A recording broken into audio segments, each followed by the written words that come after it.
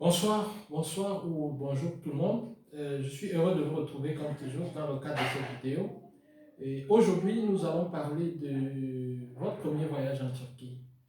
Lorsque vous décidez de faire votre premier voyage en Turquie pour vos affaires, c'est-à-dire vous venez faire des achats des vêtements dans le secteur du textile, enfants, dames, monsieur, des chaussures, des sacs et tout, et que vous envisagez de faire votre premier voyage, comment est-ce que vous devez vous comporter? Quelles sont des articulations importantes dont vous devez tenir compte pour obtenir facilement votre visa et effectuer votre voyage et le réussir totalement?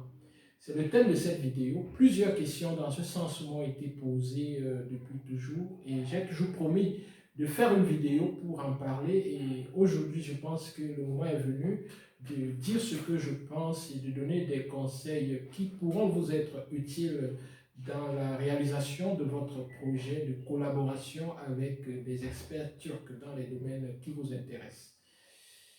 Bien sûr, j'ai parlé des domaines du textile, mais ce que je vais dire pourrait également concerner des gens qui veulent des partenaires dans les autres domaines comme la mécanique, l'électricité et bien d'autres domaines, le bâtiment, bien d'autres domaines également.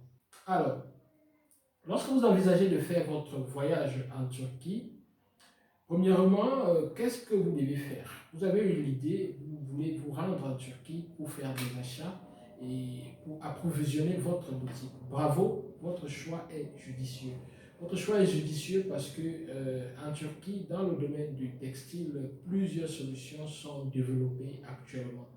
Et la qualité des produits turcs n'est plus à discuter. C'est une qualité, comme certains disent, une qualité de l'autre côté, au prix de l'autre côté. Je ne vais pas prononcer parce que je ne voudrais pas créer de polémique, mais toujours est-il que le rapport qualité-prix des produits de la Turquie est un rapport très, très, très intéressant. Alors, lorsque vous avez donc décidé de faire votre voyage, quelles sont les articulations, quelles sont les étapes par lesquelles vous devez passer? La première étape, vous devez trouver des partenaires, du moins des futurs partenaires à distance en Turquie. Là, c'est une étape qui est un peu complexe. C'est la raison pour laquelle, pour avoir ces futurs partenaires à distance, plusieurs personnes passent par des connaissances, des amis, des personnes qui vivent déjà en Turquie, des connaissances au Cameroun qui connaissent des gens qui vivent en Turquie, ou alors des personnes qui voyagent déjà et tout. Et ça, ce n'est pas aisé. C'est possible, mais ce n'est pas aisé. Le piège de cette étape, c'est que vous pouvez tomber sur quelqu'un qui n'est pas très sérieux, ou du moins ce qui lui a fait confiance à une autre personne qui lui n'est pas très sérieux. Et du coup, ça peut jouer sur votre propre crédibilité. Je vais m'expliquer. Pourquoi est-ce qu'il est nécessaire de contacter ces personnes-là à l'avance, ces futurs partenaires à l'avance? Parce que, en fait, vous allez prendre un visa business. Et pour prendre le visa business, vous aurez besoin d'une lettre d'invitation.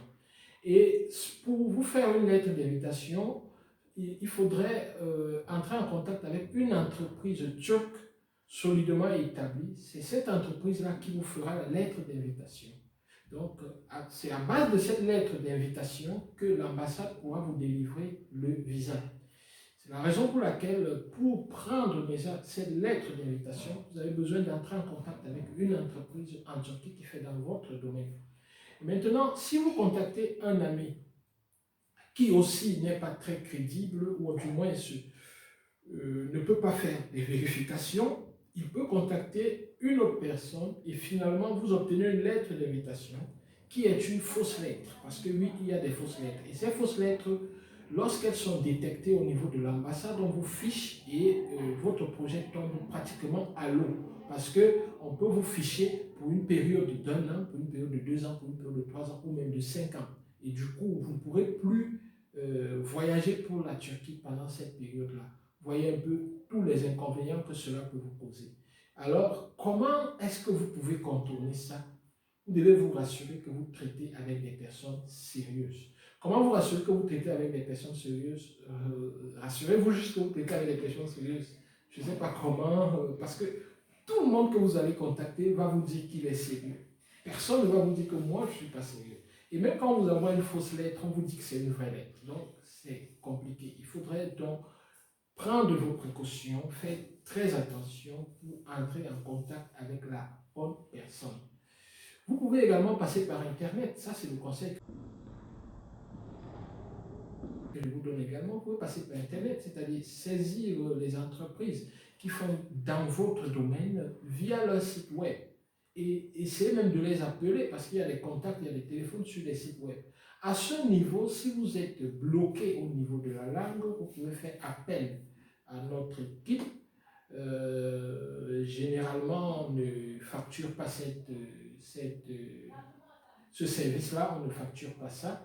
Donc, l'équipe peut vous aider gratuitement. Donc, ça dépend s'il y a des personnes disponibles et tout. Mais de toutes les façons, vous pouvez nous contacter si vous êtes bloqué à ce niveau. Mais vous pouvez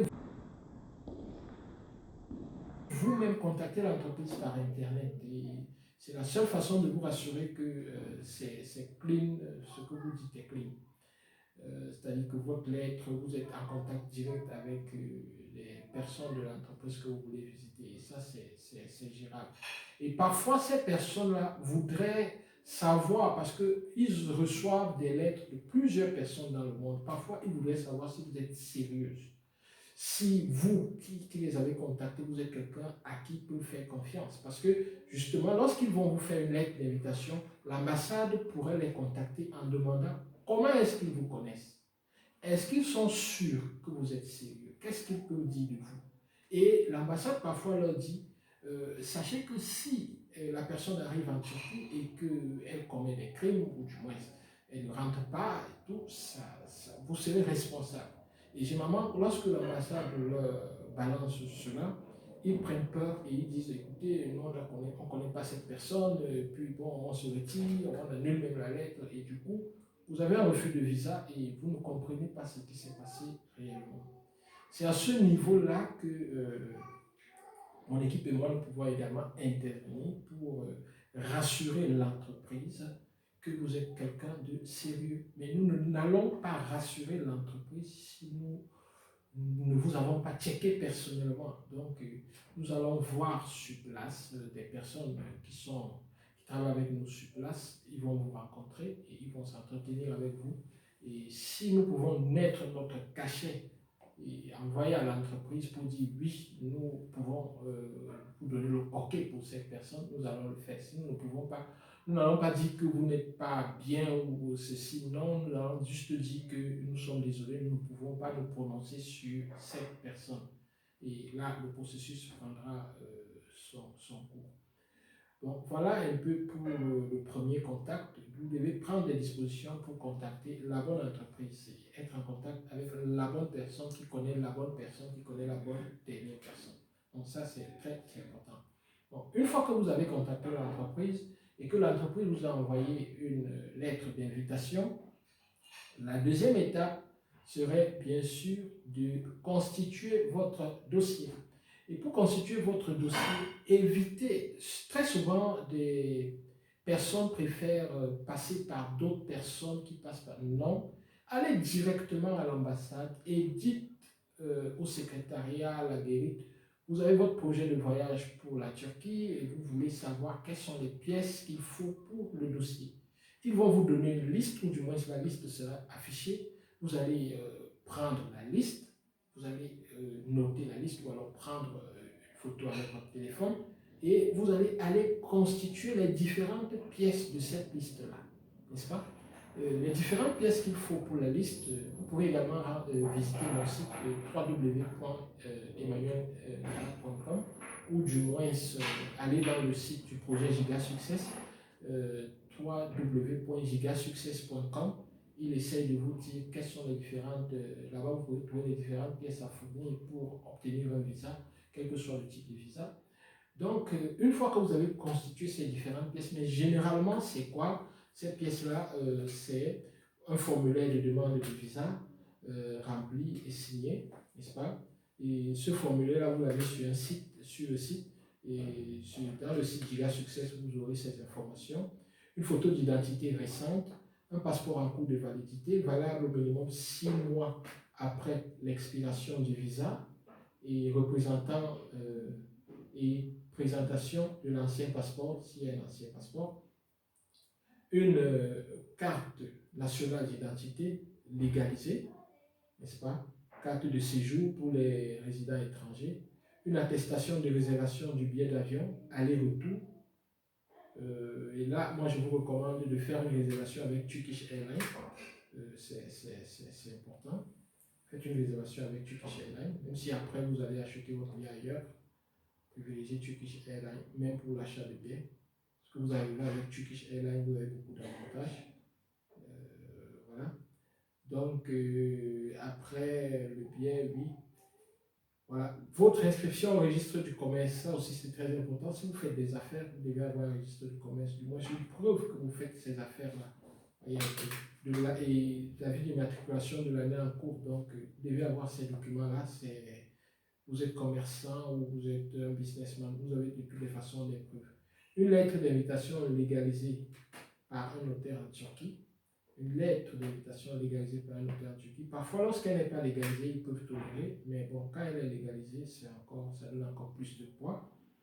Et en fonction des informations fournies lors de l'entretien, certains justificatifs peuvent vous être demandés, on peut vous poser d'autres questions et tout, et aussi on vous demande une attestation bancaire, solde personnel, qu'est-ce que vous avez dans votre banque, qu'est-ce que vous avez dans votre compte, est-ce que vous avez assez d'argent, aussi des relevés bancaires des 3 derniers mois, c'est très important. Vous faites une activité économique, quand on va bien vouloir voir quelles sont les activités, comment ça se comporte votre compte, comment s'est comporté votre compte au cours des 3 derniers mois. Et voilà. Parfois aussi, lorsqu'on veut fouiller un peu plus, on peut vous demander des informations sur vos dernières importations. Si vous importez déjà ou si c'est votre premier voyage, on ne va pas trop vous déranger avec ça. Lorsque les informations sont jugées insuffisantes, on peut vous convoquer pour vous demander des informations complémentaires. Mais toujours est-il que lorsque vous avez constitué votre dossier sérieusement, lorsque vous avez fourni tout ce qu'on vous a demandé, on vous donne un rendez-vous. Et puis, lors de ce rendez-vous, si tout est en règle, vous obtenez votre visa. Mais pour prendre, c'est-à-dire pour déposer votre dossier, vous devez prendre rendez-vous en ligne. Le site du rendez-vous en ligne se trouve dans la description de la vidéo et il se trouve également sur le site gigasuccess.com. Vous pouvez également voir là-bas le site du rendez-vous. Donc, faites les choses dans les règles. Évitez surtout de passer par les réseaux, ce que vous appelez les réseaux. C'est-à-dire que ces facilitateurs-là qui vous prennent votre passeport et vous promettent monts et merveilles. Le visa de la Turquie coûte 50 000 francs CFA. 50 000 francs CFA, pas 1 million de francs CFA. Allez vous-même à l'ambassade, faites vous-même la procédure et obtenez vous-même votre visa. Si vous avez des blocages, nous pouvons vous conseiller même à distance. En nous envoyant un email, un petit message, nous pouvons répondre. La personne de l'équipe sera disponible, pourra répondre pour vous donner les conseils nécessaires. Ne vous faites plus avoir. Prenez l'information officielle au niveau de l'ambassade. Seule l'ambassade est habilitée à vous délivrer un visa.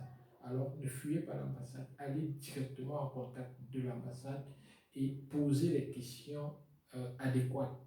Lorsque vous avez des interrogations, posez des questions adéquates. Ne pensez pas que non, moi, non, on ne peut pas, non, soyez réglo. Si vous avez un projet de voyage, vous avez une boutique, vous avez votre registre de commerce, vous avez un chiffre d'affaires qui tourne, vous êtes certain que vous allez aller en Turquie juste pour faire vos achats et rentrer. Ça veut dire que rien qu'avec le budget que vous avez pour faire des achats, ça montre déjà que vous êtes quelqu'un de sérieux. Alors, pourquoi est-ce que vous allez passer par un réseau, par un ami, ou par tel qui connaît tel? Non. Vous pouvez prendre une agence peut-être de voyage qui va vous aider à remplir votre formulaire de demande de rendez-vous visa. Bon, juste là pour vous faciliter la tâche, c'est-à-dire pour ne pas avoir à faire ça vous-même. Et parfois, ils prennent 10 000 pour le faire. Il faut prendre un consulting qui va vous prendre peut-être 30 000 ou 50 000 pour vous donner des conseils si vous en avez besoin. Vous pouvez également vous en passer si vous pouvez vous-même suivre vos trucs. Mais le plus compliqué, c'est juste d'avoir une lettre d'invitation sérieuse. Et la lettre d'invitation sérieuse, vous pouvez également l'avoir. Mais faites attention. Passez par des gens à qui vous avez confiance. Et parce qu'une mauvaise lettre peut carrément saper votre business. C'est ce que je voulais vous dire aujourd'hui. Et d'autres aspects pour votre voyage sont importants. Par exemple, comment préparer son voyage en fonction du domaine d'activité, comment lorsque vous arrivez à Istanbul, lorsque vous arrivez ici à Istanbul, comment vous comporter, comment vous rendre à l'hôtel sans avoir besoin de l'aide de personne, comment vous loger, où est-ce qu'il est mieux de se loger, ou quels sont les quartiers où vous pourrez avoir des hôtels bons, avec un bon rapport qualité-prix, c'est-à-dire un hôtel propre, sécurisé et proche des commerces, où est-ce que vous pourrez avoir cela. Tout cela, nous l'expliquons dans un livre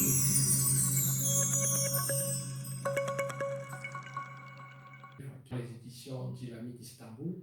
Ce livre-là, en le lisant, vous pourrez avoir toutes ces informations.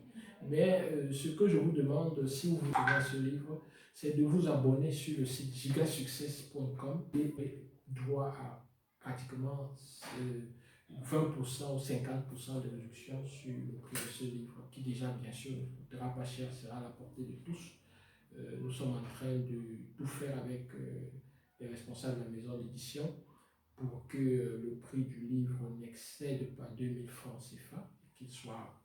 Nous avons même voulu le faire gratuit, mais en cours de route, il y a des dépenses qu'il faut bien couvrir. C'est la raison pour laquelle le livre ne coûtera pas cher. Donc, abonnez-vous à gigasuccess.com et vous pouvez avoir le livre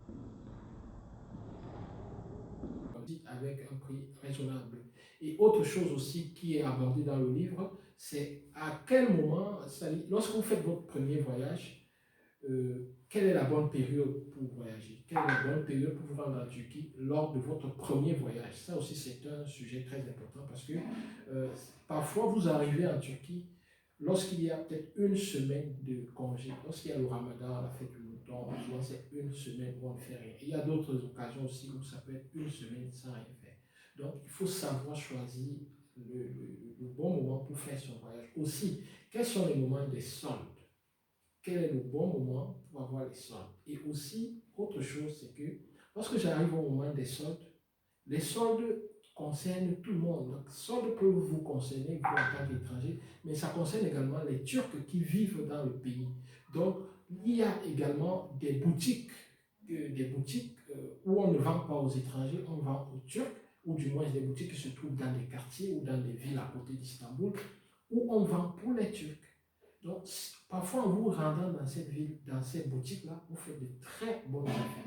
Comment pouvoir choisir la bonne période de voyage pour des réductions et pouvoir acheter dans ces boutiques-là? C'est autant de thèmes que nous essayons de développer dans le livre. Merci, au revoir. Pour vous servir, je suis le docteur Emmanuel Nga, diplômé de l'Université Église Technique en Turquie. Et n'hésitez pas, connectez-vous à gigasuccess.com. Toujours est-il que le projet Giga Success que nous avons créé et dont la première édition s'est déroulée en juin 2019 est là pour vous accompagner dans la recherche des partenaires en Turquie. Sachez que le prochain Giga Success aura lieu le 4 juillet 2020, et ça sera à Istanbul. Prochain Giga Success Business Istanbul, ça sera le 4 juillet 2020. Et d'ici là, je pense que nous aurons le temps d'échanger sur plusieurs problématiques qui vous seront très utiles dans le développement de vos affaires. Sur ce, je vous dis au revoir et sachez que ici, je vais tout vous dire, je vais tout vous dévoiler. Je suis à Istanbul depuis près de 5 ans. Je connais beaucoup de pistes et j'ai décidé de tout dévoiler sur cette chaîne. Sur ce, je vous dis merci d'avoir suivi et à très bientôt. Si vous avez des questions, n'hésitez pas à faire des commentaires, poser vos questions, contactez-moi, je suis disponible à toute heure pour vous servir. Au revoir.